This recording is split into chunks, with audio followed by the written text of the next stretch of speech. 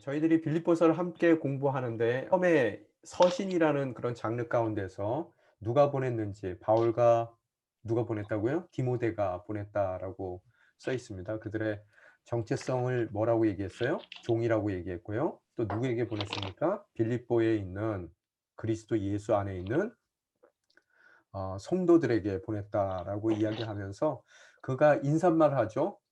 인사말 은혜와 평강이 있기를 구하는 인사말 이후에 빌립보 교회를 향한 사도 바울의 마음을 이야기했습니다. 그래서 첫 번째로 이야기한 것은 그래서 생각할 때마다 감사했고 기도할 때마다 기쁨으로 간구했다라고 이야기했고요. 지난 시간에 6절까지 했죠, 저희가요. 그죠? 그래서 지금 현재 떨어져 있는 순간에도 입장에서 그들의 구원에 대해서 확신한다라고 얘기했어요. 그럼 무슨 소리입니까? 6절에요. 여러분 안에서 선한 일을 시작한 분이 행하시는 분이 그리스도 그리스도 예수의 예수의 날까지 날까지 그 일을 그 성취할 일을 것을 성취할 나는 것을 확신합니다. 확신합니다. 어떤 의미에서 이 말씀을 하셨을까요? 사도 바울이요. 지금 현재 사도 바울이 떨어져 있는 상태죠. 떨어져 있는 상태인데요. 사도 바울이 현재 로마 감옥에 갇혀 있고요. 또 빌립보에 있는 성도들을 돌보지 못하는 상황 가운데서 사도 바울의 고백은 뭐예요? 확신한다는 거예요. 뭘 확신해요? 자신이 지금 그들을 돌볼 수 있는 빌립보에 있는 교인들을 돌볼 수 있는 형편은 못 되지만 뭐라고요? 자신이 세운 것 같지만 자신이 빌립보에 있는 교회를 세운 것 같지만 그 선한 일을 시작하신 분이 계시죠. 자신을 통해서요. 누구예요? 그 하나님께서 선한 일을 사도 바울을 통해서 그들 삶 가운데 복음을 심어 주시고 또 빌립보의 교회를 세워 주시는 바로 그 선한 일을 시작한 하나님께서 어떻다고요? 자신이 비록 로마에 갇혀 있어서 빌립보 교인들을 돕지 못한다 하더라도 어떻다고요? 예수 그리스도의 날, 종말론적인 이야기라 그랬죠. 예수가 오시는 바로 그날까지 그 시작한 모든 일들을 빌립보 교인들의 삶을 구원을 성취시켜 주실 것이다라고 이야기를 합니다. 그죠? 그래서 지난 6절까지의 이야기, 사도 바울이 갖고 있었던 빌립보를 향한 그의 마음을 설명을 했고요. 그래서 생각할 때마다 감사가 넘치고 또 그들을 위해서 기도할 때마다 기쁨으로 간구했고 비록 사도 바울이 그들과는 멀리 떨어져 로마에 있지만 사도 바울이 빌립보 교회 교인들을 직접적으로 케어하지 못하는 지금 현실 가운데 있다 하더라도 그 선한 일을 시작하신 주님께서 예수 그리스도의 날 그 모든 빌립보 교인들을 구원에 이르게 하신다는 확신을 그가 이야기합니다. 그러고 나서 이제 7절 말씀이죠. 저희가 7절 말씀인데요. 같이 한번 읽어 보겠습니다. 여러분 모두에 대해 내가 이렇게 생각하는 것이 이러한 마땅한 것은 것은 어떤 것은 내가 내가 여러분을 여러분의 마음에 마음에 품고 있기 품고 있기 때문입니다. 때문입니다. 이는 내가 이는 내가 사슬에 사슬에 매었을 매었을 때나 때는 복음을 복음을 변화하고 변화하고 확증할 때나 확증할 때나 여러분 여러분 모두가 모두가 나와 나와 함께 함께 은혜에 은혜에 동참하는 동참하는 사람들이 사람들이기 되었기 때문입니다. 때문입니다라고 이야기합니다. 오늘 마땅한 것은 어, 이 때문이라는 거예요. 두 개의 때문. 오늘 어떠한 마땅한 거예요? 내가 이렇게 생각하는 것이 마땅한 것은 그죠? 지금 뭘 생각을 했습니까? 지금까지요? 선한 일을 시작하신 분께서 사도 바울 없이도 그리스도 예수의 날 빌립보 교인들에게 삶 가운데 시작하신 그 선하신 일, 즉 구원을 꼭 이루고야 마신다라고 생각하는 그 이유는 또한 사도 바울이 빌립보 교인들을 생각할 때마다 기쁘고 또 그들에 대해서 그들에 관해 기도할 때마다 감사로 기도를 할 수밖에 없는 그런 이유가 여러분 모두에 대해서 빌립보 교인들에 대해서 이렇게 지금까지 얘기했던 것처럼 생각하는 것이 마땅한 이유는 두 가지 때문인데요. 첫 번째 때문은 내가 여러분을 마음에 품고 있기 때문이에요. 그죠? 이것은 사도 바울의 입장입니다.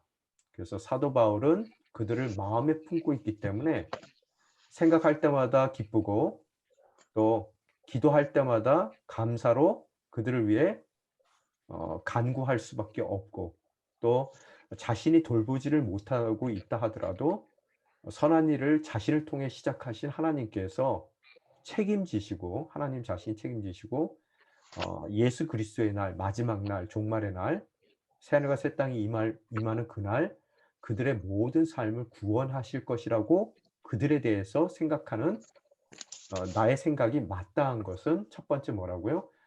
사도 바울 입장 가운데서는 바울의 마음 가운데 그들을 품고 있기 때문이고요.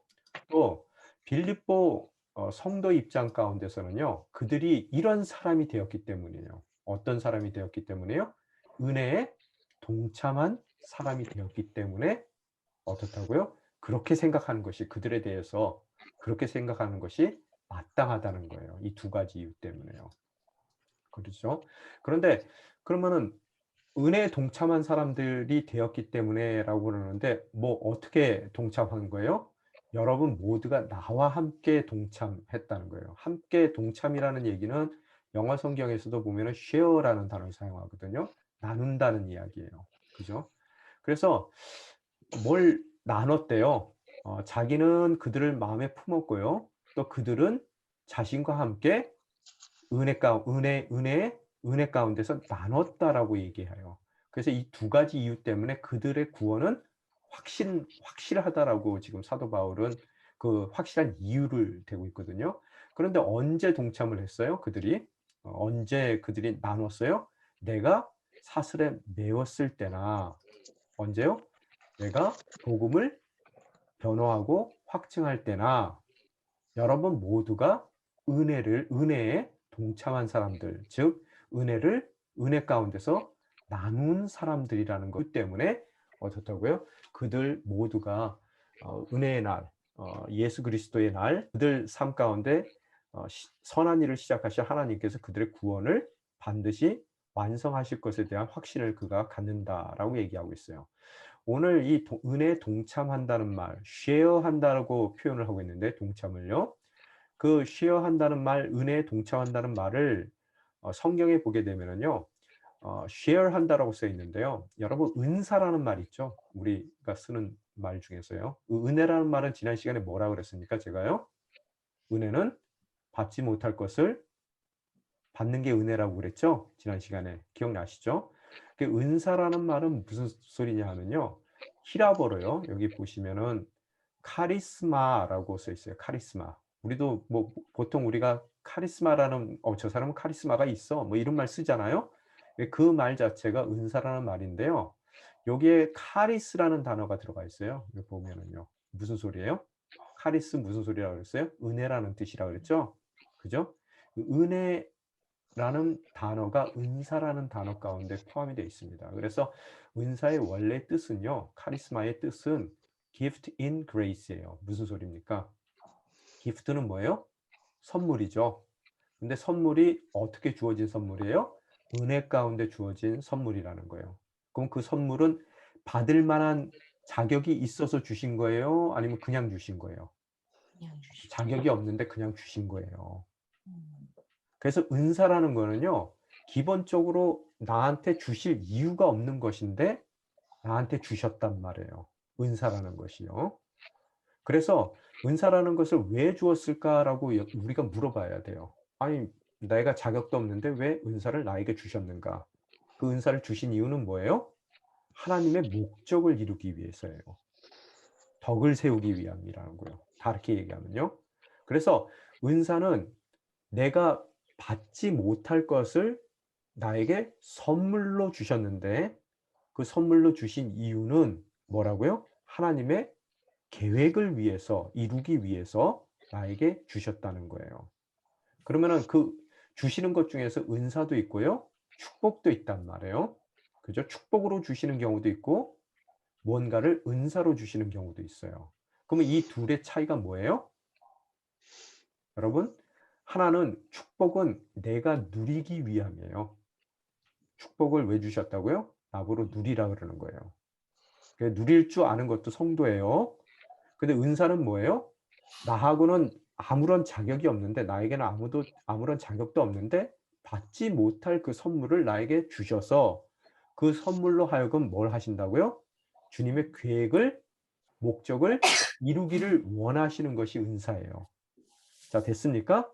그러면은 이 두 개를 하나는 누리기 위함이고 하나는 나의 자격과는 관계없이 하나님께서 주신 것인데 그것은 주신 분의 목적과 계획을 이루기 위해서 주셨다라고 그랬어요. 여러분 마이클 샌델이라는 사람이 있는데요. 그 정의란 무엇인가라는 책으로 굉장히 우리나라에서 유명하죠. 하버드 대학교 교수 중에서 윤리학 교수죠.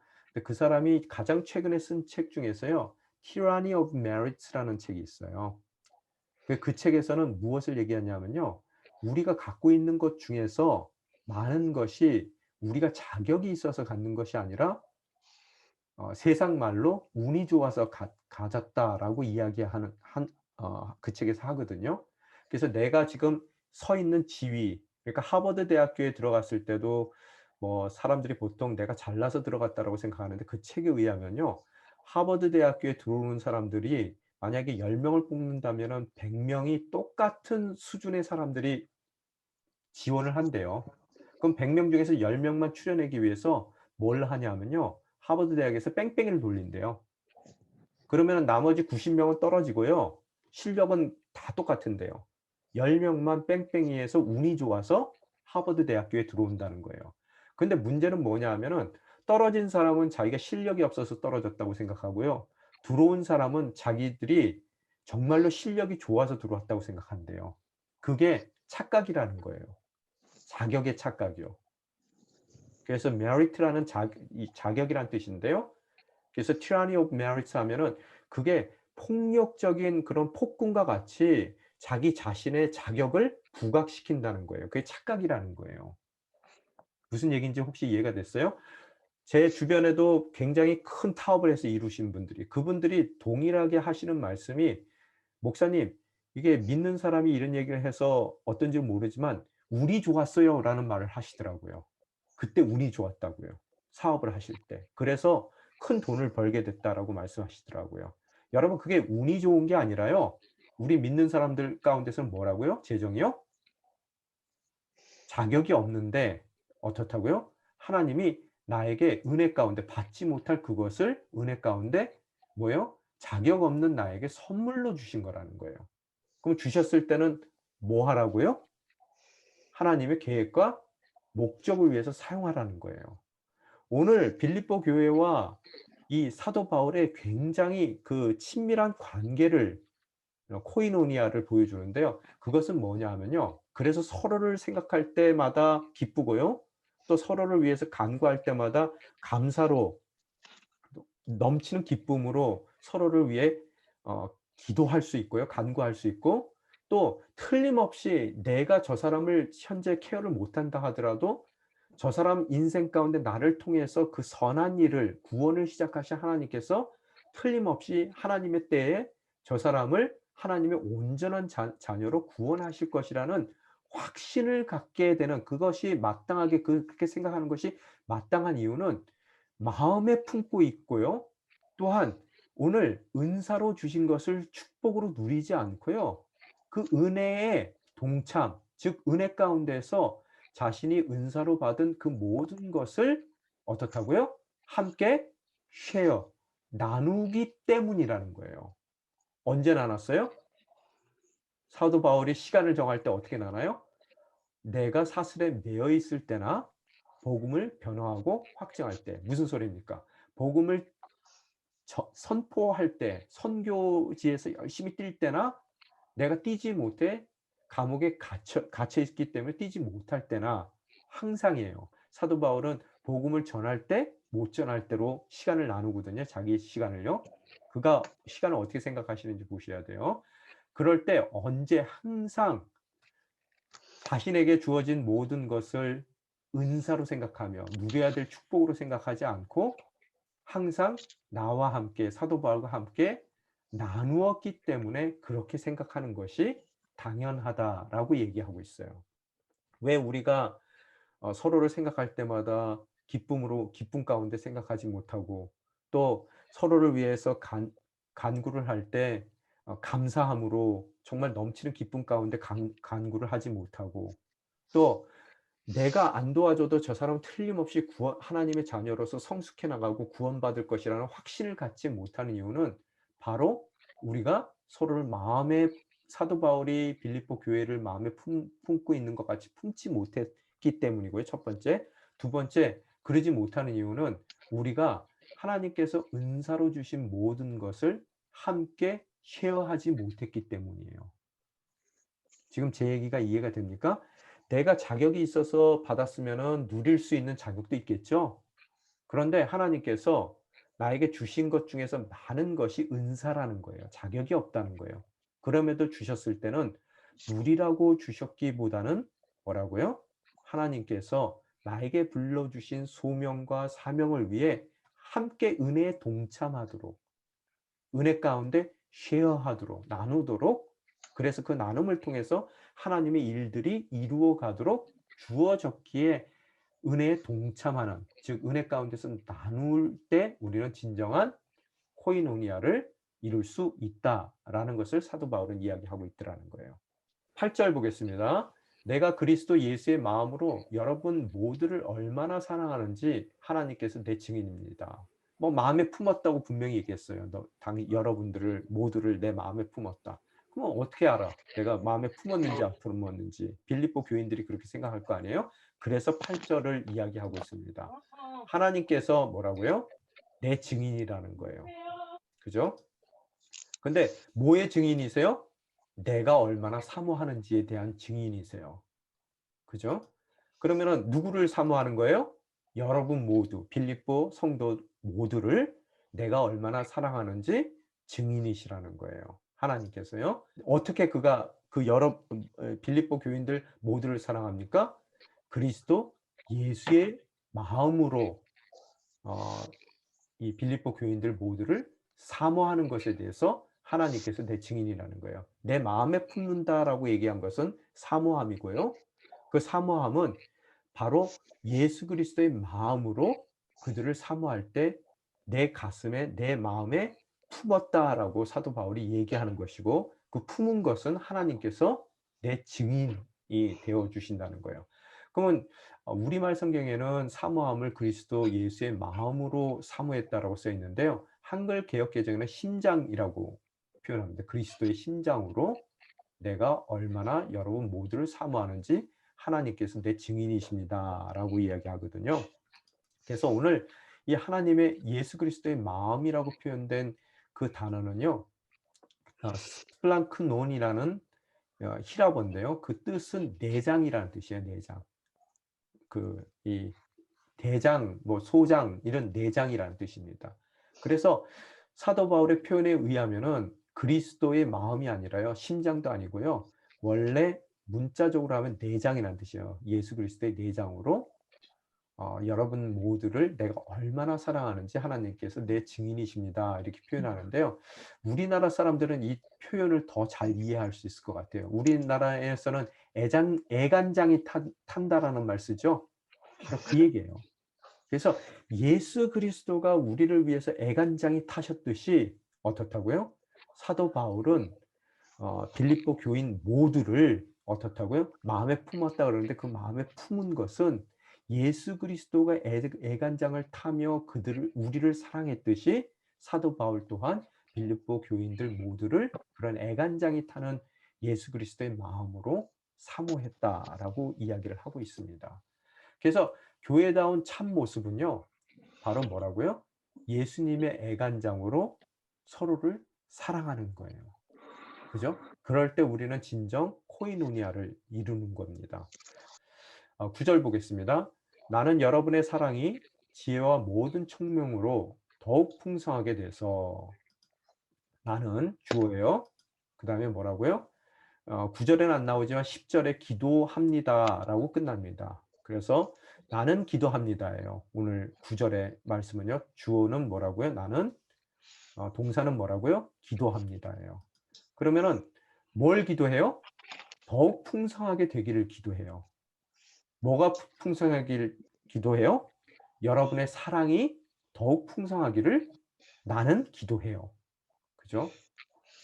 또한 그 풍성한 사랑이 어떻게 이루어져요? 풍성한 사랑이 되는 방법은 뭐예요? 지혜와 모든 총명으로 사도 바울이 생각하기에 풍성한 사랑이 그들 삶 가운데 가능하더라는 거예요. 자, 이해가 됐습니까? 사랑이 우리가 보통 보면 감정이라고 생각하는데요. 그런 사도 바울이 우리 가운데, 빌립보 교인들 가운데 또 우리 가운데 있기를 기도하는 바로 그 풍성한 사랑은요, 무엇으로 우리 인생 가운데 풍성해져요? 지혜와 모든 총명으로 풍성해진다는 거예요. 사랑이요. 자, 여기 사랑이라는 것은 아가페예요. 그래서 보통 우리가 세상적인 사랑을 얘기하는 게 아니라 어떤 사랑이에요? 하나님의 사랑을 얘기하는 거예요. 근데 그 하나님의 사랑이 우리 삶 가운데 풍성해지기 위해서는 두 가지 뭐가 필요하다고요? 지혜가 필요하고요. 또 모든 총명이 필요하단 말이에요. 두 가지가 필요해요. 사랑이 우리 인생 가운데 풍성하기 위해선. 근데 지혜라는 단어는요. 히라버로요. 에피그노시스라고 그러고요. 그다음에 총명이라는 단어는 에이데시스라는 단어를 사용하거든요. 그런데 이 에이데시스라는 총명이라는 단어는요. 원래 그 원래의 뜻은요. discernment라는 뜻이에요. 그것도 깊은 discernment, depth of discernment예요. 그럼 discernment는 뭐예요? 여러분, 분별력이라는 뜻이에요. 혹은 통찰력. 그래서 깊은 통찰력, 즉 영적 지각을 얘기하는 겁니다. 총명이라는 것은요. 그러면은 에피그노시스라는 단어는 기누스쿠라는 단어를 혹시 성경 공부 열심히 하신 분들은 들어봤을 거예요. 기누스쿠라는 단어가 여기 들어가 있거든요. 그게 안다는 뜻이에요. 지식이라는 뜻이거든요. 그런데 에피기누스쿠라는 단어 가운데서 나온 단어예요. 이 지혜라는 단어는요. 그래서 그 뜻은 뭐냐 하면요. 영어로 표현하면은 precise and correct knowledge예요. 뭐라고요? 지식이에요. knowledge. 그런데 어떻다고요? 정확하고 알맞는 지식이라고 표현될 수 있는 단어입니다. 또 그 단어가 또 무슨 소리냐면요. The knowledge of things ethical and divine 그래요. 예, ethical 한다는 얘기는 윤리적이란 뜻이고요. divine 한다는 얘기는 신적이란 뜻이에요. 뭔가 윤리적이고 신적인 knowledge 뭐예요? 지식이라는 뜻이에요. 그래서 우리말로 굳이 표현한다면 지혜가 아니라요. 신령한 신적인 지식이에요. 자, 영적인 지각 또 신령한 지식이 있을 때 우리 인생 가운데 뭐가 풍성할 수 있다고요? 아가페 사랑이 풍성할 수 있어요. 왜 우리가 교회 내에서도 사랑이 없다 그러는 줄 아세요? 왜 교회가 메말랐다라고 얘기하는 줄 아세요? 왜 그래요? 영적인 신령한 지식이 없는 것이고요. 또 영적인 뭐예요? 지각이 없기 때문에 분별력, 통찰력, 깊은 통찰력이 없기 때문에 지식과 통찰력의 깊은 통찰력의 부재로 우리의 사랑이 풍성해지지 않는다는 이야기를 반대로 하고 있다는 거예요. 자, 이게 사도 바울이 얘기하는 기독교 내에서의 사랑이라는 거예요. 그게 감성적인 게 아닙니다. 지식적인 거고요. 그것도 차원이 우리가 생각하는 그런 학교 가기 위해서 공부하는 지식이 아닌 정말로 precise and correct, 정확하고 올바른 지식이에요. 말씀에 대한 지식이고요. 또 하늘의 비밀에 대한 지식이고요.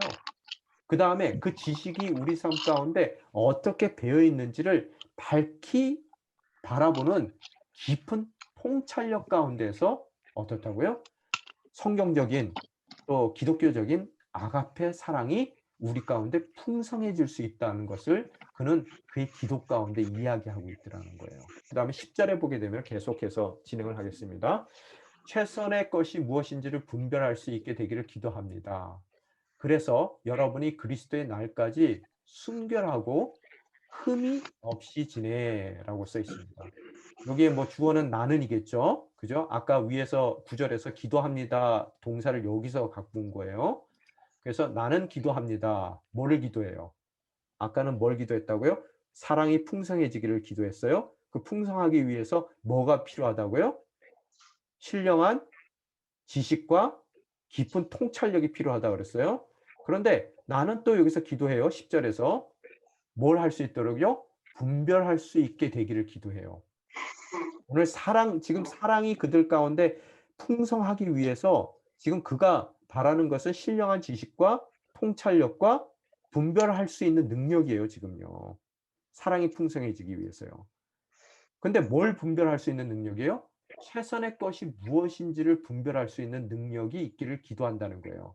그래서 그들의 삶 가운데 아가페 하나님의 사랑이 풍성해질 수 있다는 거예요. 그죠? 그래서라고 써 있거든요. 요 우리말 성경에는. 그런데 원어 성경에는 카이라고 써 있는데요. 그건 그리고라는 뜻이에요. and라는 뜻이에요. 그래서도 될 수도 있고 그리고도 될 수 있어요. 그리고 분별할 수 있는 능력뿐만 아니라 여러분이 지내도록 기도해요. 여러분이 지내도록. 어떻게 지내도록요?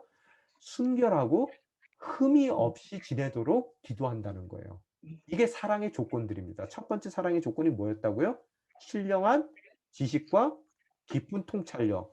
두 번째 풍성한 사랑의 조건이 뭐예요? 최선의 것이 무엇인지를 분별할 수 있는 능력이고요. 그리고 네 번째 풍성한 사랑이 있기 위해서는 뭐가 있어야 된다고요? 순결해야 되는 거고요. 다섯 번째는 뭐라고요? 흠이 없어야 돼요. 그럴 때 우리 인생 가운데 풍성한 사랑이 가능한 거예요. 사도 바울 쪽으로 얘기하면요. 순결하고 흠이 없이 언제까지요? 그리스도의 날까지 그러기를 지내도록 기도를 하는데요. 그래서 풍성한 사랑이 있기를 기도하는데요. 여기 순결이라는 단어는요. 에일리크비네스라는 단어거든요. 그리고 흠이 없다라는 단어는요. 아포로스코포스라는 단어예요. 이 두 가지의 히라버가 들어가 있는데요. 뭐 이건 모르셔도 되는데 그 뜻은 알아야 돼요. 순결이라는 뜻이 뭐냐면요. found pure when unfolded and examined by the sun's light 그렇게 써 있어요. 이게 무슨 소리냐면요. 순결한 모습이 보여야 돼요. 언제요? 이그잼 됐을 때요. 뭐에 대해서 이그잼 됐을 때요? The sun's light 그랬어요. 햇빛으로 비춰봤을 때 순결한 것이 뭐예요? 테스트 돼야 된다는 이야기를 하고 있어요. 이 얘기가 뭐냐면 이 단어가 토기장이들이 쓰는 단어입니다. 토기를 구운 다음에요. 어떻다고요? 다 구워져서 이 칠도 하고 다 구워져서 마지막 단계가 뭐냐 하면은 구운 토기를 토기장이들이 햇볕에다가 이렇게 비춰본다는 거예요. 그래서 거기에 금이 가 있는지 안 가 있는지를 바라보는 거예요. 그래서 금이 가면 어떻게 해요? 깨버려요. 안 팔아요. 그래서 금이 하나도 햇볕에 비쳤을 때 실금이 안 간 것을 뭐라고요? 순결하다라고 얘기하는 거예요. 그래서 이 순결은 자기 자신에 대한 순결을 보통 얘기해요. 사람들이 도덕적으로 얘기했을 때요. 그런데 요게 흠이 없이라는 단어는 어포로스코포스라는 단어는요. 무슨 소리냐 하면은 문자 그대로의 의미는요. 고든 길이라는 뜻이에요. 고든 길. 굽지 않은 고든 길. 그러니까 이 얘기는 뭐냐면요. 다른 이들로 하여금 죄를 짓도록 굽은 길로 인도하지 않는다는 얘기예요. 고든 길로만 간다는 거예요. 내가 인도할 때요. 그죠? 다른 사람들의 삶에 대해서 자신이 순결하다는 거예요. 하나는 앞에 순결은 뭐예요? 나 자신에 대해서 나 자신이 순결한 거고요. 여기 흠이 없다는 얘기는 다른 이들의 삶에 관여하는 나의 인생 가운데 순결하다는 거예요. 다른 사람에 대해서요. 그래서 이 두 가지 자기 자신에 대한 순결 또 다른 이들과의 관계 가운데서 그들을 실족치 않게 하는 그런 순결한 삶이 어떻다고요? 나의 인생의 경주에서 끝날까지 마지막까지 끝까지 내 삶 가운데 순결하도록 기도하는 것을 통해서 또 내 인생 가운데 인생에서 최상의 것이 무엇인지를 분별할 수 있는 분별의 능력을 갖는 것으로서 또 이전에 뭐라고요? 바로 전에 뭐를 또 기도한다 그랬어요? 지혜와 신령한 지식이라 그랬죠. 지식과 뭐예요? 총명, 통찰력, 깊은 통찰력을 통해서 뭐가 이루어진다고요? 풍성한 사랑이 그들 삶 가운데 가능하다는 것을 사도 바울이 기도하더라는 거예요. 사도 바울이 예수의 심장으로 누굴 사랑해요? 빌립보 교인들을 사랑해요. 그죠? 사모한다 그랬어요. 예수의 심장으로 애간장타게요. 그러면서 그가 빌립보 교회를 위해서 기도를 합니다. 그 기도의 내용은 뭐예요? 풍성한 사랑이 있기를 기도해요. 오늘 풍성한 사랑이 있기 위해서 뭐가 선행돼야 된다고요? 신령한 지식, 또 깊은 통찰력, 그죠? 그 다음에 뭐라고요? 최선의 것이 무엇인지, 최상의 것이 무엇인지를 분별할 수 있는 능력. 그 다음에 뭐라고요? 자기 자신에 대한 순결함. 또 다른 이들을 인도함에 있어서 그들을 실족치 않게 하는 다른 대상들의 삶 가운데서의 삶을 대하는 나의 순결함. 이 5가지가 있을 때 어떻다고요? 사도 바울이 얘기하는 아가페적 사랑이 빌립보 교회 가운데 풍성하게 일어날 수 있음을 그는 기도하고 있더라는 거예요. 자, 11절 보게 되면요. 예수 그리스도로 인해 의의 열매로 충만해져서 하나님께 영광과 찬송을 돌리게 되기를 기도합니다. 이제 기도의 마지막 부분이에요. 그가 사도 바울이 빌립보 교회에게 하는 기도의 마지막 부분인데요. 여기서도 주어는 뭐라고요? 나는이에요. 기도합니다.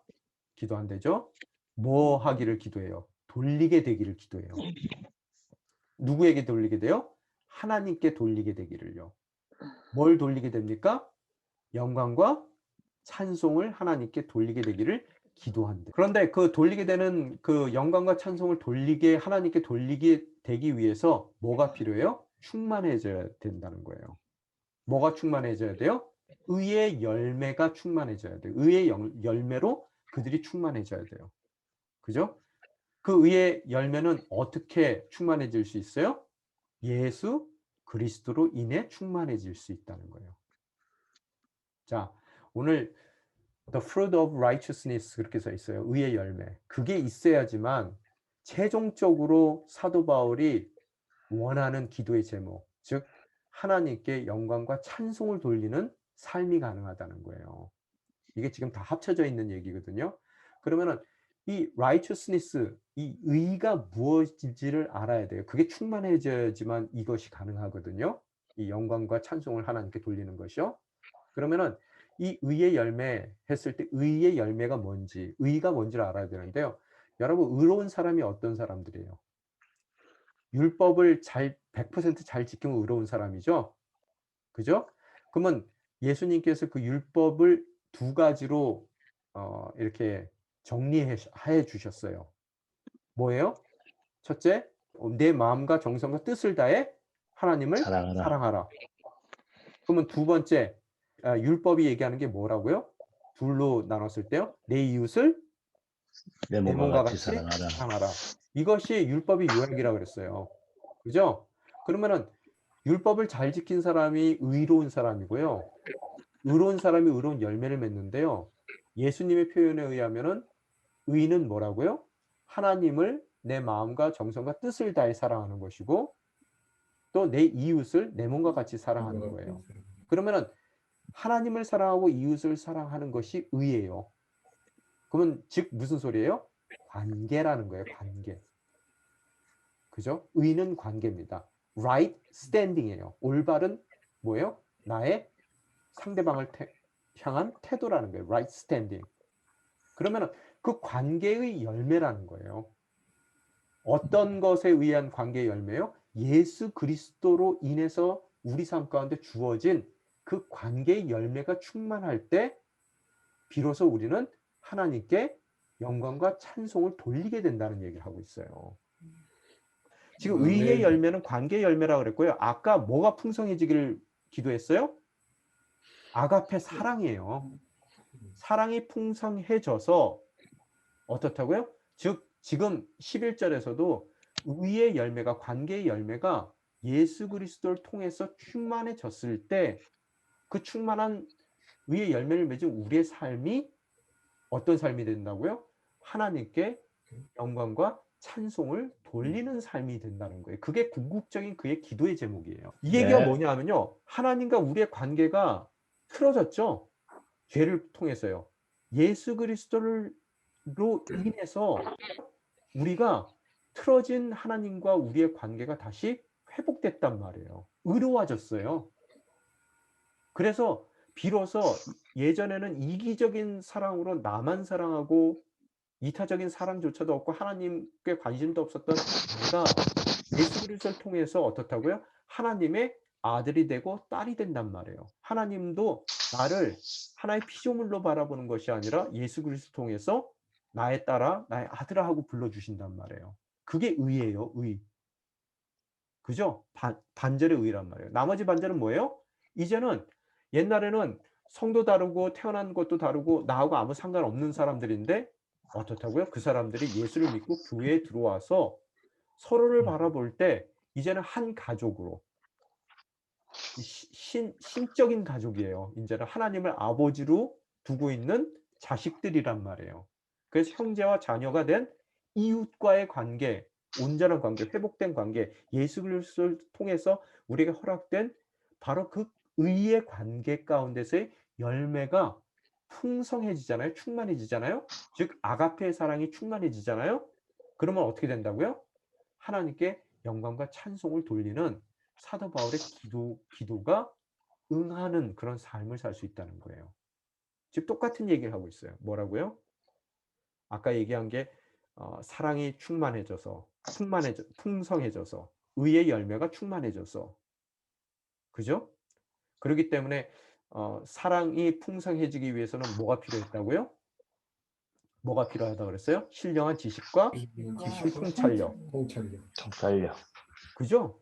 그다음에 네. 최상의 것이 무엇인지를 아는 분별력. 분별할 수 있는 그리스도 날까지 뭐라고요?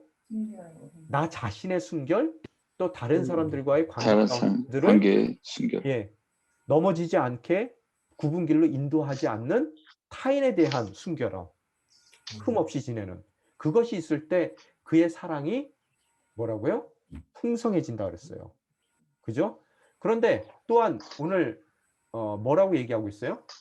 여기서는 나는 기도합니다. 뭐라고요? 돌리게 되기를 하나님께 영광과 찬송을 영광과 찬송. 그죠? 근데 그 방법은 뭐라고요? 충만해져야 되는데 뭐가 충만해져야 된다고요? 의의 열매가 지금 얘기했던 열매. 아가페의 사랑, 관계 회복의 열매가 충만해지는데 그것은 누구를 통해서만 가능하다고요? 우리의 노력으로는 안 돼요. 뭐라고요? 예수 그리스도로 그리스도. 인해서 온전한 의의 열매를 맺었을 때만 우리가 아가페의 사랑이 우리 삶 가운데 풍성해지는 것이고 그 풍성한 사랑 가운데서 혹은 그 풍성한 사랑을 이루기 위한 신령한 지식, 그 다음에 분별력, 그 다음에 뭐라고요? 그 다음에 최선의 흠없는 것이 것. 무엇인지. 예, 나 자신에 대한 순결, 또 다른 사람들의 인도함에 대해서 그 사람의 삶을 인도해 주는 것에 대한 그것에 대한 나의 순결함. 그런 것들이 예수 그리스도를 인해서만 가능한 것이고 그것들을 통해서 나의 관계의 열매, 의의 열매가 충만해지는 것이고 그런 충만함을 살아내는 것이 바로 하나님께 영광과 찬송을 돌리게 되는 삶이라 바로 그러한 삶을 사도 바울은 지금 기도하고 있다는 거예요. 아멘. 지금 이해가 되셨습니까? 이 말씀의 네. 이해가? 네. 여러분 그냥 읽으시면은 이런 얘기들이 안 나와요. 이게 분해를 해서 들여다봐야지 무슨 얘기를 하는지를 안다고요. 빌립보서 제대로 한번 읽어보자는 거예요. 저는요. 그죠? 자, 그 다음에 충만의 방법은 그래서 예수 그리스도고요. 그 충만의 목적은 뭐라고요? 하나님께 영광과 찬송을 돌리기 위한 거라는 거예요. 그죠? 그래서 교회의 목적은 우리의 교회의 목적은요. 하나님께 영광과 찬송을 돌리기 위해요. 그 목적을 위한 방법, 이루기 위한 방법은 뭐예요? 예수 그리스도를 인한 의의 열매가 충만해져야 되는 거고요. 그런 의의 열매는 아까 얘기한 아가페예요. 아가페. 풍부한 사랑, 사랑의 충만. 자, 이해가 됐죠? 그래서 그 사랑의 충만을 통해 혹은 예수 그리스도를 인한 의의 열매를 통해서 어떻다고요? 우리가 비로소 하나님께 영광과 찬송을 돌리는 삶을 살아갈 수 있다는 것을 사도 바울은 얘기하고 바로 그것이 우리 삶 가운데 있기를 뭐라고요? 기도하고 있으라는 거죠. 자, 정리하겠습니다.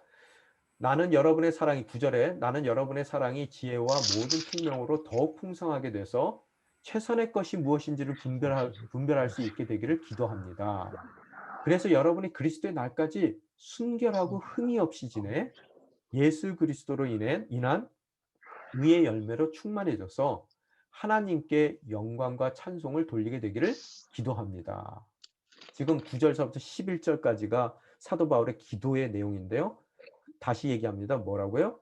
지혜, 신령한 지식과 총명, 깊은 분별력이 사랑의 풍성함을 가져오고요. 또한 사랑의 풍성함 가운데서 뭐라고요?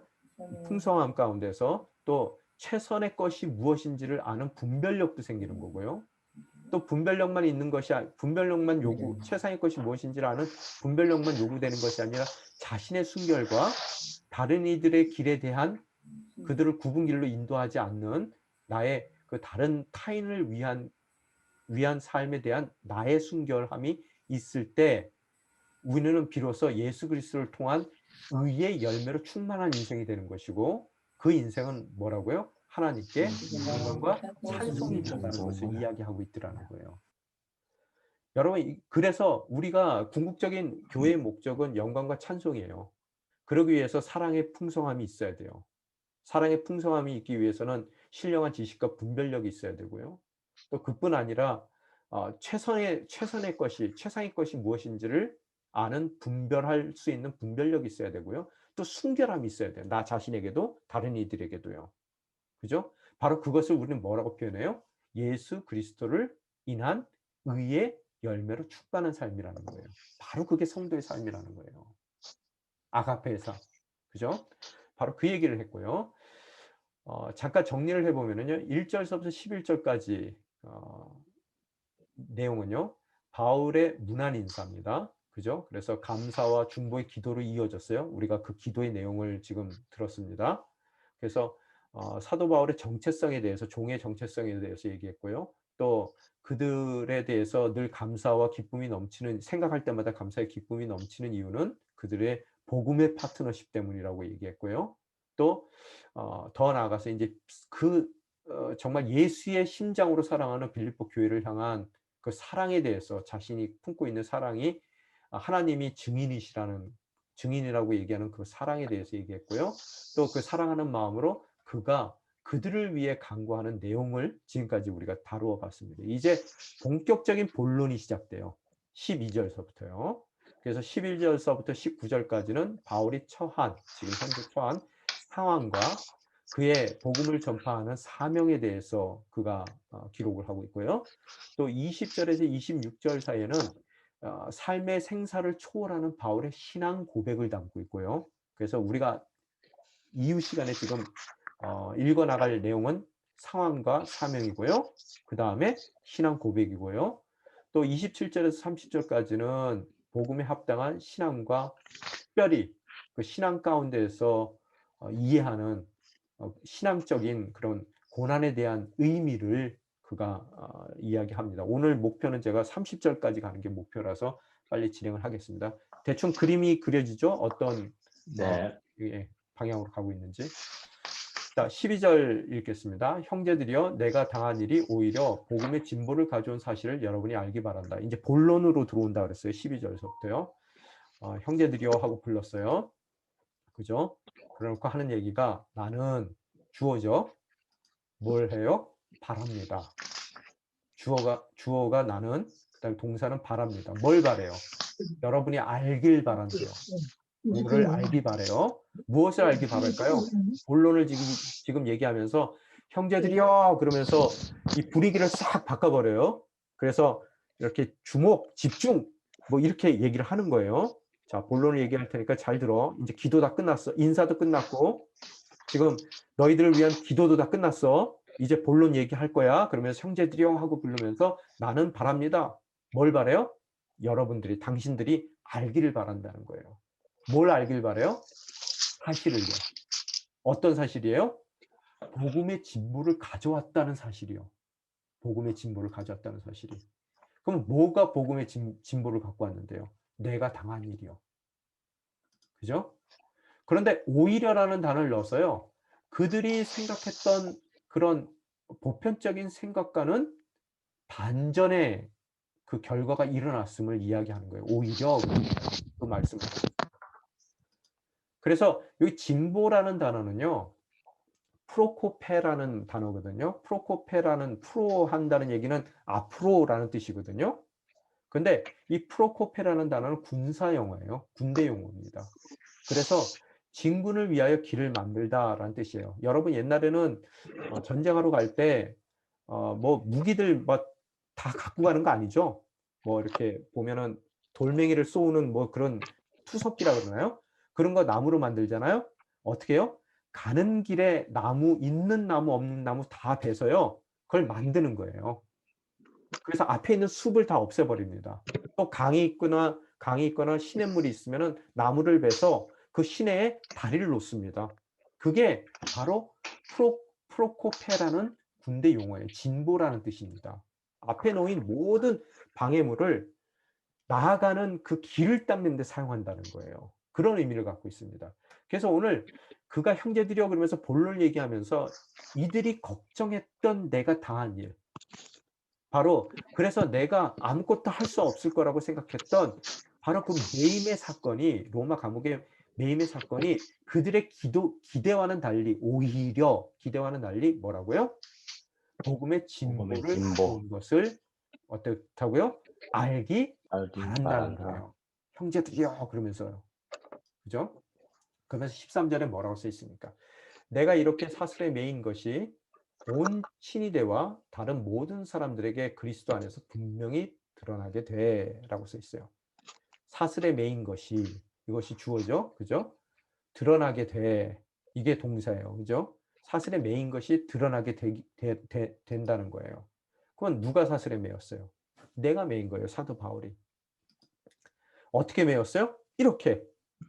그래서 너희들이 알고 에바브로디도라는 빌립보 교회의 담임 목사를 통해서 헌금을 갖고 나를 방문할 정도로 너희들이 이미 알고 있는 나의 매임이 드러나게 됐다는 거예요. 어떻게 드러나요? 분명히요.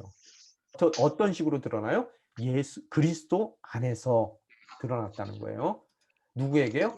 온 친위대와 다른 모든 사람들에게 드러났다는 거예요.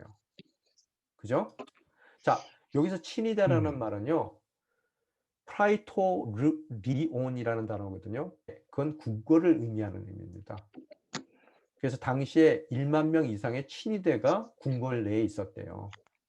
그래서 네로 황제 박해 때도요. 이미 네로의 황제나 친척들이 예수를 믿고 있었습니다. 네로 때도요.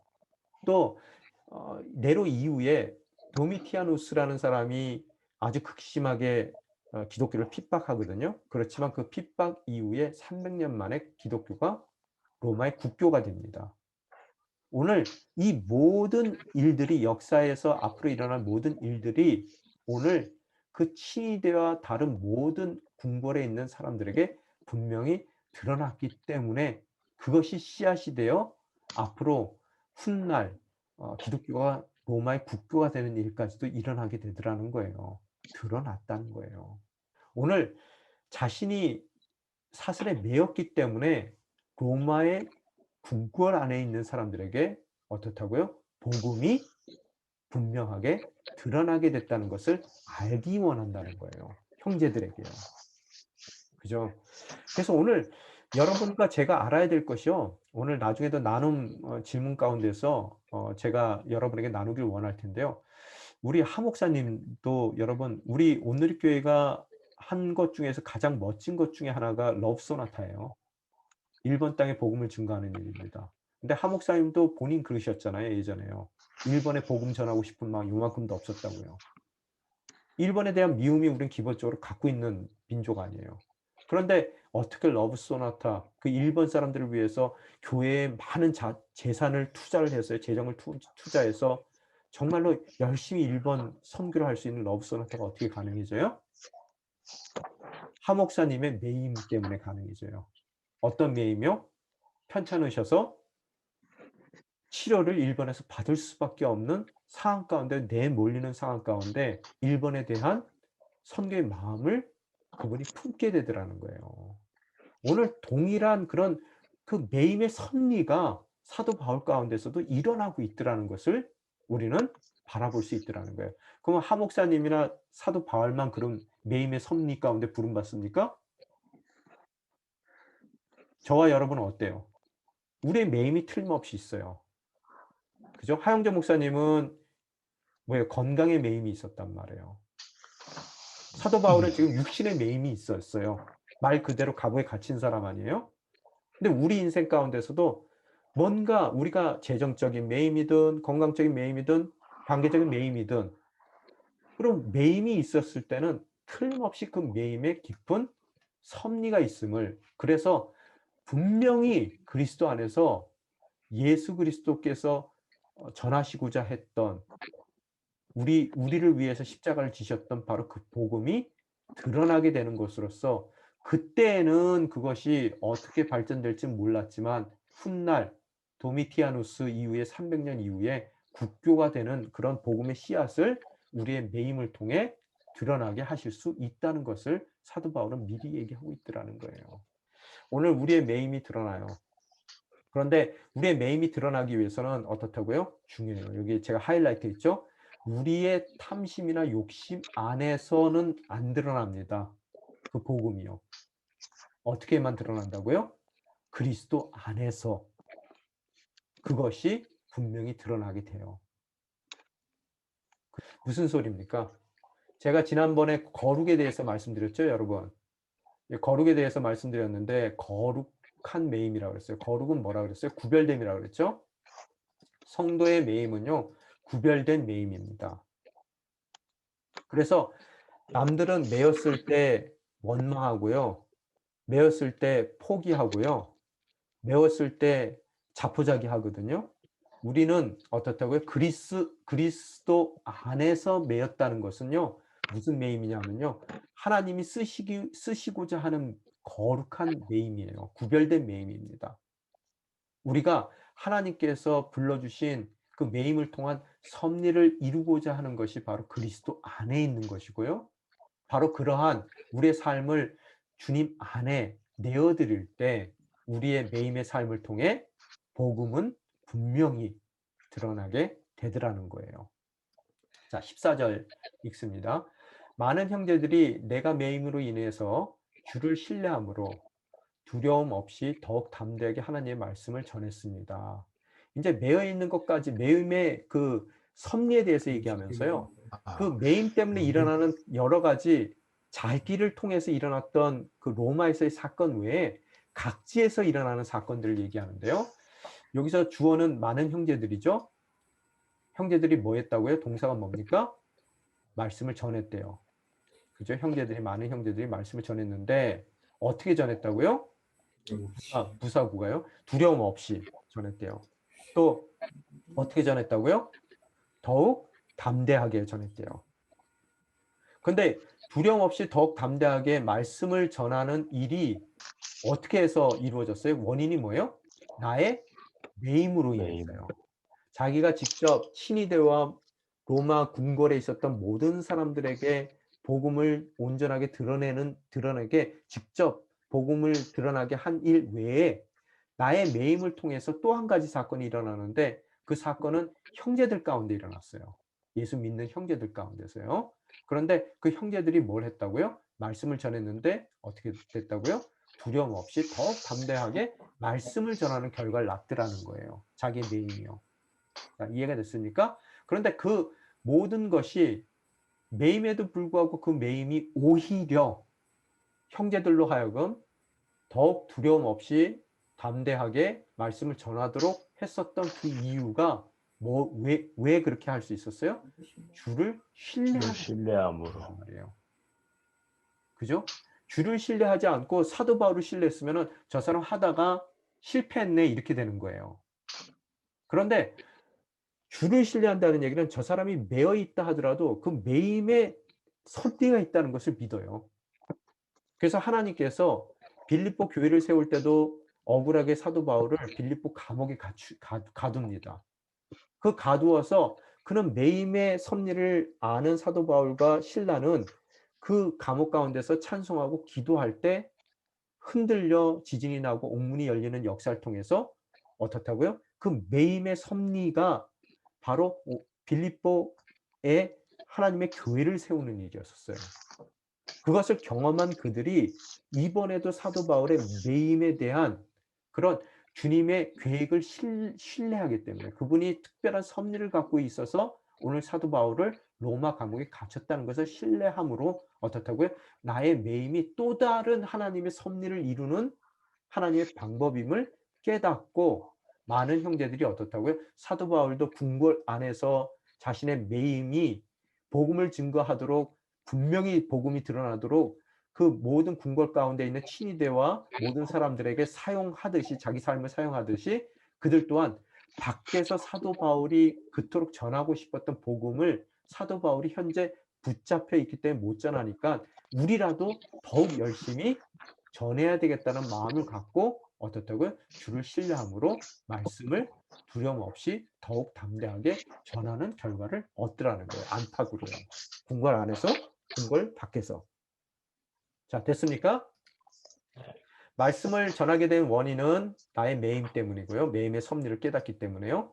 그럼 매임이 오히려 이렇듯 말씀을 더욱 두려움 없이 더욱 담대하게 말씀을 전하게 된 원인이 된 이유는요. 주님께서 섭리 가운데 움직이시는 것이고 선한 일을 시작하신 주님께서 반드시 그리스도의 날에 모든 것을 이루신다는 그분을 신뢰하는 그 믿음 때문에 이 매임이 오히려 그들의 기대와는 다르게 더욱 말씀을 두려움 없이 담대하게 전하는 그런 원인으로 작용하더라는 거예요. 15절 또 있습니다. 어떤 이들은 시기와 다툼으로 또 어떤 이들은 좋은 뜻으로 그리스도를 전파합니다. 라고 기록이 되어 있습니다. 자, 어떤 이들은 주어죠? 또 어떤 이들은 또 다른 주어입니다. 두 개가 있어요. 주어가요. 자, 그러나 동일한 동사를 사용하죠? 어떤 동사요? 전파합니다요. 어떤 이들, 첫 번째 어떤 이들이고 또 어떤 이들, 또 다른 어떤 이들, 두 번째 그룹의 어떤 이들이에요? 그들이 전파를 해요. 뭘 전파해요? 그리스도를 전파해요. 그런데 첫 번째 어떤 이들은 그들이 어떻게 그리스도를 전파하고 있어요? 시기와 다툼으로 전파하고 있고요. 두 번째 그룹의 어떤 이들은 어떻게 그리스도를 전파하고 있습니까? 좋은 뜻으로 하고 있어요. 좋은 자, 그리스도를 전파하는 똑같은 일인데도 한 그룹은 시기와 다툼으로 하고 있고요. 다른 한 그룹은 좋은 뜻으로 하고 있다라고 사도 바울은 지금 처한 상황을 설명하고 있어요. 자, 바울은 여기서 한 가지 중요한 것은 이들을 거짓 복음을 전한다라고 얘기하고 있지 않아요. 이 시기와 다툼으로 전하는 사람도 뭐를 전하고 있다고요? 그리스도를 전하고 있다라고 얘기해요. 그죠? 이 얘기는 뭐냐면요. 아마도 이 시기와 다툼으로 그리스도를 전하는 사람들은요. 관계적으로는 시기와 다툼을 하기 때문에 어려워요. 그렇지만 그들이 전하고 있는 것은 그리스도를 전하고 있기 때문에 신학적으로는 문제가 없는 거예요. 전하는 것 내용에 대해서는요. 그들의 동기가 관계적인 어려움이 있다는 거예요. 우리도 늘 생활하다 보면은요. 어려운 게 그 사람이 어떤 일을 했을 때 일 자체를 부정해 버리거든요. 관계가 어려우면요. 사도 바울은 지금 어떠한 태도를 지고 있습니까? 일은 일이에요. 그래서 크레딧은 크레딧입니다. 일에 대한. 그렇지만 그들이 관계적으로 어려운 동기를 갖고 불순한 동기를 갖고 전하고는 있더라는 거예요. 그렇지만 그들이 그런 불순하고 어려운 동기로 전하고 있지만 그 전하는 것 자체를 부인하고 있지는 않아요. 그죠? 우리에게 시사하는 바가 있다는 거예요. 사도 바울이 얼마나 이 복음 중심적인 사람인지를 우리가 알아야 돼요. 그래서 두 종류의 사람이 있어요. 다른 동기를 갖고 동일한 일을 하고 있다는 거예요. 자, 우리의 목적은 뭐냐는 거예요. 우리의 목적. 그리스도를 전파하는 것이 우리의 목적입니까? 그런데 그런 우리들을 시기와 다툼으로 우리를 경쟁자로 생각하면서 동일한 일을 하는 사람이 있고요. 또 함께 동역자로 좋은 뜻을 합하여 그리스도를 전하는 사람들이 있단 말이에요. 목적이 중요한 거예요. 나와 어떤 관계가 중요한 게 아니라요. 목적에 이끌리는 삶을 사도 바울은 살고 있습니다. 16절에 보게 되면요. 뭐라고 써 있습니까? 좋은 뜻으로 전하는 사람은 내가 복음을 변화하기 위해 세움받은 줄을 알고 사랑으로 전파하지만, 전하는 사람은 주어예요. 전파하지만 뭐예요? 동사예요. 근데 어떻게 전하는 사람이에요? 좋은 뜻으로 전하는 사람. 앞에 어떤 이들, 첫 번째 어떤 이들이죠? 이게 전파하는데 그 전파를 할 때 어떻게 전파하고 있어요? 알고 전파해요. 그들이 좋은 뜻으로 전하는 이유는요, 전파하는 이유는요, 알기 때문이에요. 또 그 전파하는 사람들은요, 좋은 뜻으로 전파하는 사람들은 알고 전파하고 사랑으로 전파해요. 두 가지를 합니다. 전파해요. 그런데 뭘 알아요? 내가 세움을 받았는 줄 알아요. 사도 바울이 사도로서 기름 부어 이방인들을 위한 복음을, 이방인들에게 복음을 전하기 위해서 주님께서 불러주신 대상이라는 것을 알고 전파해요. 그래서 그 사람들은 좋은 뜻으로 전파합니다. 또 어떤 세움을 받은 줄 알아요? 복음을 변화하기 위해서 세움받은 줄을, 사도로 세움받은 줄을 알고 전파하고요. 또 사랑으로 전파를 하더라는 거예요. 근데 17절에 보니까 두 번째 부류의 사람이 나오죠. 시기와 다툼으로 전하는 사람들은 내가 갇힌 것에 괴로움을 더하게 하려고 순수하지 못하게 다툼으로 그리스도를 전파합니다. 이렇게 써 있어요. 주어는 뭐라고요? 사람이죠. 전파해요. 동사예요. 그런데 첫 번째 사람과 다르게 두 번째 부류의 사람들은 뭐로 한다고요? 시기와 다툼으로 전하는 사람들이에요. 그죠? 그런데 그들이 전파하는 것도 뭐예요? 그리스도예요. 그리스도를 전파해요. 그런데 문제는 다툼으로 하고 있어요. 그 다툼뿐만 아니라 순수하지 못하게 하고 있어요. 근데 그들이 다툼으로 순수하지 못하게 그리스도를 전파하는 목적이 뭐예요? 괴로움을 더하게 하는 거예요. 뭐에 괴로움을 더하게 하려고요? 나의 갇힘에 괴로움을 더하게 하려죠. 그래서 그들은 시기와 다툼으로 그리스도를 전파하는 거예요. 무슨 소리입니까? 여러분, 사도 바울이 이제 우리가 계속 읽어 가다 보면은 당면한 문제가 뭐냐면요. 늘 사도 바울은 어디 가나 힘든 게 사도권을 부인해 버려요. 유대주의자들이요. 그래서 유대주의자라는 얘기는요, 유대교인이라는 얘기가 아니라요, 크리스찬들이에요. 그런데 유대교적인 배경을 갖고 있어요. 그래서 그들은 모든 기독교인들이 유대교의 전통에 따라 율법과 규례를 지켜야 된다라고 생각했던 사람들이에요. 또한 그 사람들이 신학적으로는, 교리적으로는 그게 문제고요. 사도 바울과 두 번째 문제는 뭐냐면요. 자신들과 다르게 가르치는 사도 바울의 사도권을 부인했던 사람들이에요. 그래서 시기와 다툼입니다. 그 사람들이 늘 하는 얘기가 뭐냐면은 저 봐라, 가르치는 것도 완전히 이상한 거 가르치는데 저 사람 사도 맞냐? 자기는 사도라고 얘기하는데 저 사람 사도 맞아? 사도라 그러면 12명 중에 하나인데 저 사람 예수님 공생의 당시에 예수님 쫓아다녔던 사람이야? 아니잖아.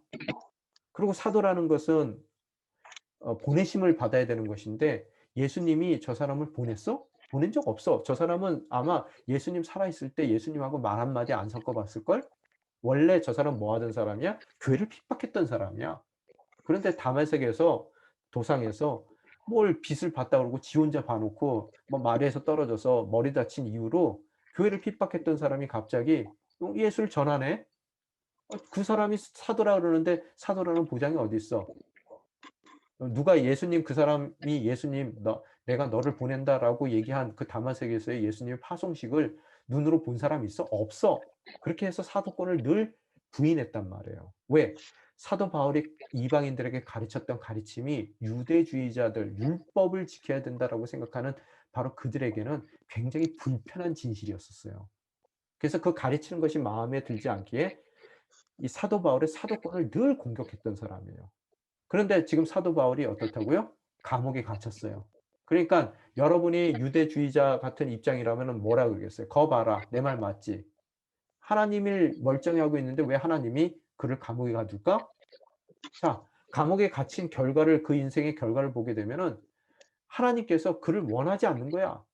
그를 사도로 보낸 적이 없으니까 저렇게 감옥에 갇히고 매를 맞고 어딜 가든지 방해하는 사람들이 많은 거고, 만약에 하나님이 보내신 일이라면 그 일이 잘 풀려야지. 감옥에 갈 일도 안 가고 피해 가야 되는 거고 또 어딜 가든지 환영받아야 되는 거 아니야?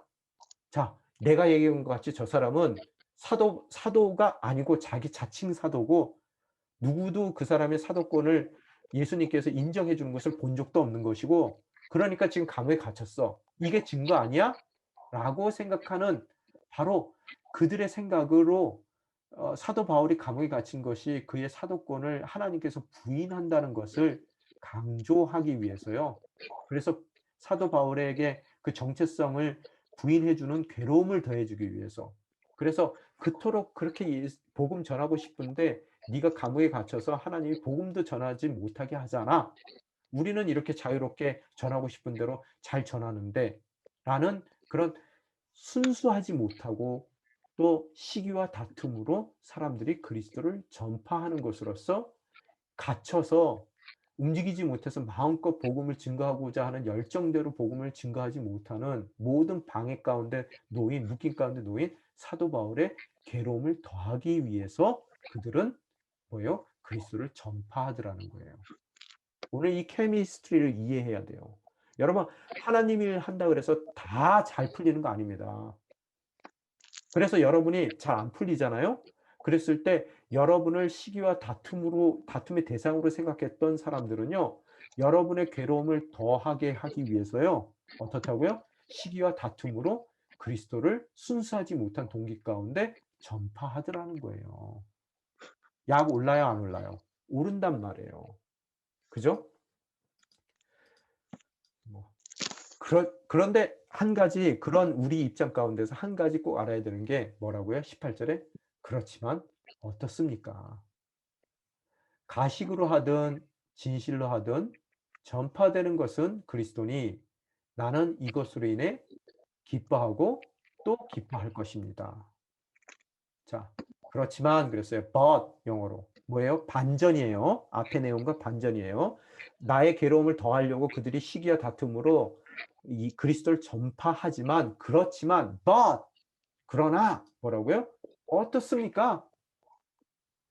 답을 알고 이거 rhetorical question이에요. 답을 알고 질문하는 거예요. 답을 요구하는 건 아니에요. 그래서 완전히 그들의 기대와는 다른 반전적인 얘기를 하기 위해서 그렇지만 어떻습니까? 라고 그가 rhetorical question을 내놓더라는 거예요. 이 반전의 태도, 그들의 의도와는 다르다는 것을 그가 이야기하고 싶은 거예요. 나는 주어예요. 뭐라고요? 동사가 뭡니까? 기뻐하고 뭐라고요? 또 기뻐할 것입니다. 그들이 나의 괴로움을 더하게 하려고요. 지금 시기와 다툼으로 그리스도를 전파하지만 어떠냐는 거예요. 그러나 어떠냐는 거예요. 그래 놓고 뭐라고요? 나는 기뻐하고 또 기뻐할 것이다. 이 세상이 감당치 못하는 사람들의 특징입니다. 뭐를 기뻐한다고요? 이것으로 인해 기뻐한다는 거예요. 이것이 뭐예요? 뭐 때문에 기뻐한다고요? 전파되는 것은 그들이 시기와 다툼으로 전파하는 그 전파되는 것은 뭐기 때문에 뭐로 인해서 그가 그들의 기대와는 정반대로 기뻐하고 기뻐한대요. 전파되는 것이 그리스도이기 때문에 바로 이 사실로 인해서 나는 그들이 기대하는 것과는 정반대로 나는 기뻐하고 또 기뻐할 것입니다. 여러분, 우리가 죄성을 입기 때문에 꼭 시기와 다툼으로 선한 일도 하는 사람들이 있어요. 그죠? 그래서 여러분의 메인, 뭐 사업을 하는데 여러분이 잘 안 돼요. 예수를 잘 믿는데 그러면 뭐라 그래요? 거봐, 하나님이 제대로 하면은 안 되는 일도 잘 되게 해주지 왜 그렇게 어렵게 하겠어? 내 말이 다 맞지? 이렇게 하거든요. 그랬을 때 여러분이 막 거기다 대고 화를 내고 하나님을 원망하면 그들이 원하는 대로 되는 거예요. 그랬을 때 여러분이 그런 위치 가운데 하나님이 때로는 놓거든요. 왜? 매임의 섭리가 있기 때문에요. 그랬을 때는 우리의 답 또한 뭐라 그래야 돼요? 그렇지만 어떻습니까가 돼야 돼요. 그러면서 우리는 어떻게 해야 돼요? 기뻐하고 또 기뻐해야 됩니다. 왜 그래요? 전파되는 것이 시기로 하든 다툼으로 하든 순수하지 못한 동기로 하든 뭐라고요? 결과적으로 전파되는 것은 그리스도이기 때문에 나의 사명을 내가 묶여 있어서 나는 못하지만 내가 못하는 것을 어떠한 나쁜 동기로 하든 그들이 하고 있기 때문에 어떻다고요? 전파되는 것이 그리스도이기 때문에 이것으로 인해 나는 기뻐하고 기뻐할 것입니다. 라는 고백이 우리 삶 가운데 있어야 되더라는 거예요. 그래서 그 전파되는 것이 그리스도라는 것이 뭐라고요? 여기서 가식으로 하든 진실로 하든 다르게 얘기하면 17절에서 나온 것 같이 시기와 다툼으로 하든 어떻다고요? 알고 사랑으로 하든 전파되는 것이 그리스도니 이것으로 인해 나는 그들의 기대와는 다르게 기뻐하고 또 기뻐할 것입니다. 이것이 우리의 고백이 되어야 될 줄 믿습니다. 19절 나는 여러분의 간구와 예수 그리스도의 영의 도우심으로 내가 풀려나리라는 것을 알고 있습니다. 지금 뭐 자신의 어려움, 메인 것에 대한 어려움을 더하기 위해서 다툼과 시기로 복음을 증거하는 사람들이 있지만 어떻다고요? 뭐 상관없다는 거예요. 그래서 전파되는 것이 그리스도니 내가 기뻐하고 또 기뻐할 것이다라고 얘기하면서요. 그래도 한쪽 구석에서는 뭐 자신이 풀려날 수 있다는 것에 대해서 그가 잠깐 자신의 정말 바라는 바가 풀려나는 것이라는 것을 그가 비추고는 있습니다. 그래서 주어는 나는이고요. 알고 있습니다. 뭘 알고 있어요? 풀려날 것을, 날이라는 것을 알고 있다는 거예요. 그죠? 여기서 풀려난다는 얘기는 수테리아라 그래서요. salvation, 뭐 deliverance 그런 뜻이에요. 그래서 정말로 구원받고 풀려난다는 것을 그가 알고는 있다는 거예요. 근데 그 알고 있는 그 풀려남, 자신이 감옥에서 풀려날 것을 위해서는 두 가지가 필요한데요. 첫 번째 것은 간구가 필요하고요. 두 번째 것은 도우심이 필요하대요. 그죠? 항상 우리 인생 가운데 우리가 묶여 있던 그 현장으로부터 풀려나길 원하는 것은 사람의 마음인데요. 사도 바울도 그 남에 대한 그 마음을 살짝 비치는데 풀려나기 위해서는 두 가지 요소가 있는데 첫 번째 게 간구고요. 두 번째 도우심이래요. 그래서 어떤 간구예요? 여러분의 간구예요. 주변에 함께 신앙생활하고 있는 사람들의 간구가 필요해요. 우리의 매임의 자리에서 풀려나기 위해서. 두 번째 도우심이 필요한데 누구의 도우심이에요? 예수 그리스도의 영의 도우심이 필요하다는 거예요. 그죠? 우리가 간구할 때 그분의 영이 도와주심으로 우리의 묶임의 자리 가운데 풀려날 수 있다는 명백한 진리를 말씀을 하고 있고요. 그렇지만 그가 이제는 정말로 마음속 깊이 있는 고백을 하고 있습니다. 20절에 보게 되면 뭐라고 고백하고 있어요? 내가 간절히 기대하고 소망하는 것은 내가 어떤 일에도 부끄러워하지 않고 항상 그랬듯이 지금도 담대하게 원하는 것은 살든지 죽든지 내 몸을 통해서 그리스도가 위대하게 되시는 것입니다. 라고 설명하고 있거든요.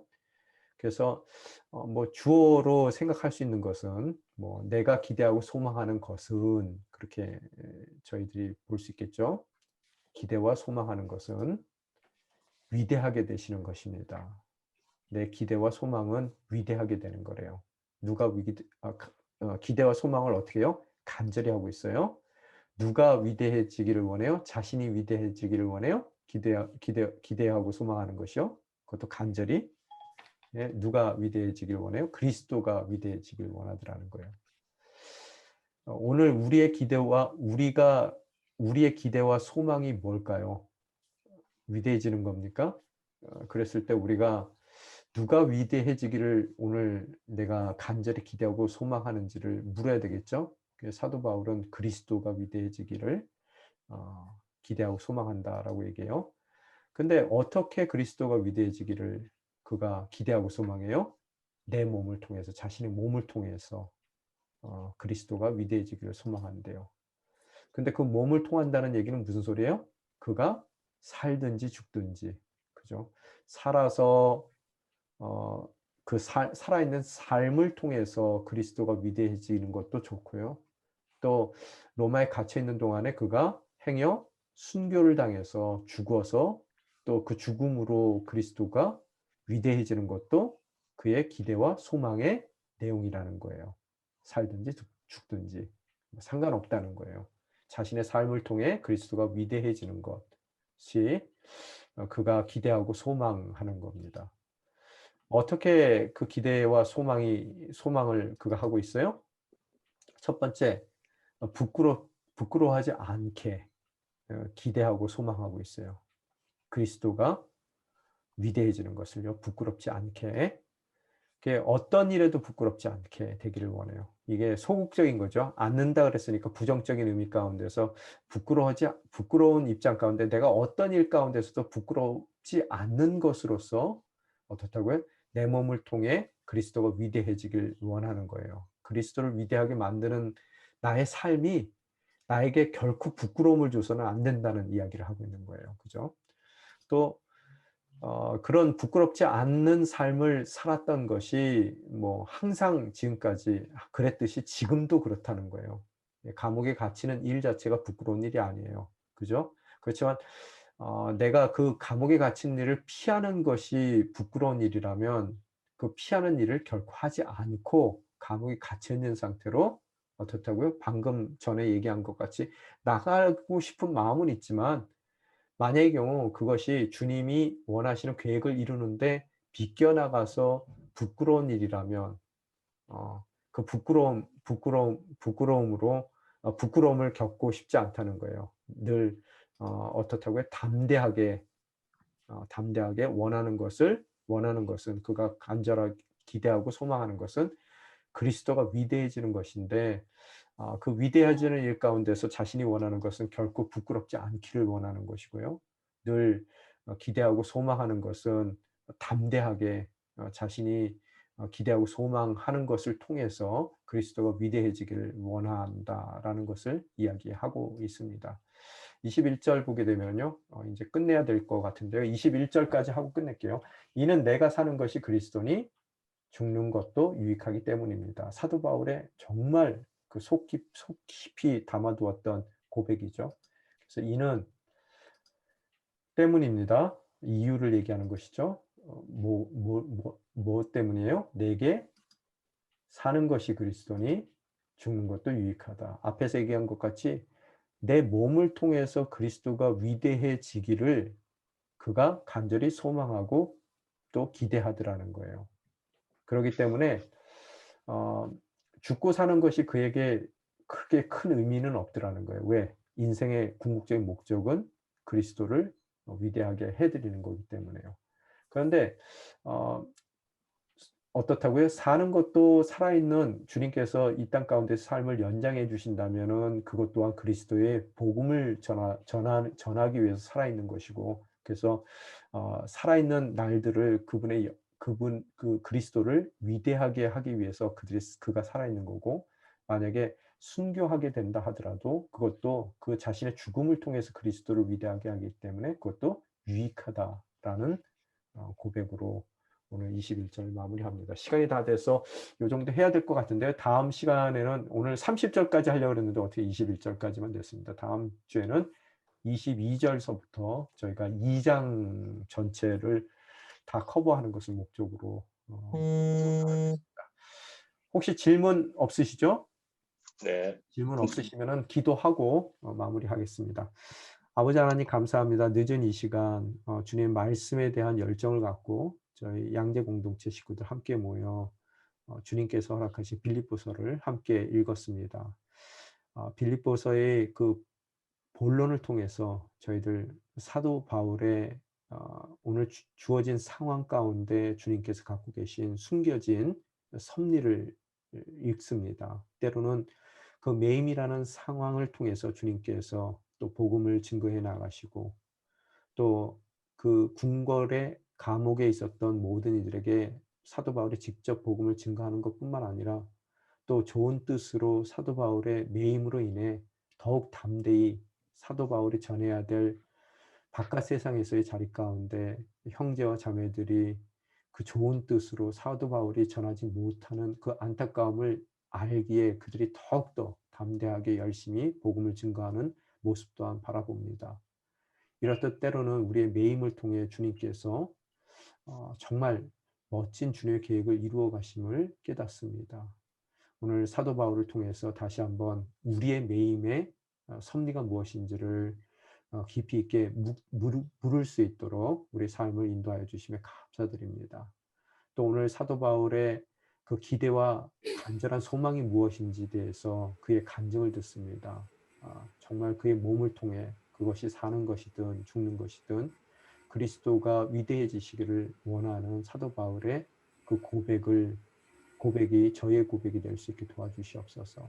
저희 인생에서도 정말 주님을 주님으로 시인하기에 저희들이 살아있는 날들도 주님의 복음을 위해서 살고 또 행여 저희의 죽음을 통해서 주님께서 원하시는 일이 있다면 그 죽음 또한 주님을 위해 사용할 수 있는 멋진 사도 바울과 같은 귀한 일꾼들 될 수 있게 도와주시옵소서. 행여 직장 가운데 매임이 있습니까? 가정 가운데 매임이 있습니까? 또 우리의 재정 가운데 우리의 매임이 있습니까? 그 매임 가운데 주님께서 불러주신 섭리를 온전히 이루어 나아갈 때 진정 주님이 원하시는 복음의 진보를 우리 또한 바라볼 수 있기에 정말 우리를 시기하고 다툼으로 바라보는 이들이 기대와는 달리 진정 우리가 그들이 전파하는 것도 그리스도인이 그 전파되는 모습을 바라보며 내가 기뻐하고 기뻐하노라는 사도 바울의 그 기쁨의 원리를 우리 삶 가운데 깨우쳐 나갈 수 있는 성숙한 크리스천이 될 수 있게 도와주시옵소서. 아멘. 한번 여기에 머리 숙인 주님의 자녀들 축복합니다. 성숙된 신앙인으로서 살아가게 도와주시사 정말로 무엇이 가장 그 인생 가운데 값진 것인지를 발견할 수 있는 분별력 가운데 풍성한 사랑을 이루어 나갈 수 있는 아름다운 주님의 자녀들 될 수 있게 도와주시옵소서. 이 모든 말씀 우리 주 예수 그리스도의 이름으로 간절히 기도드리옵나이다. 아멘.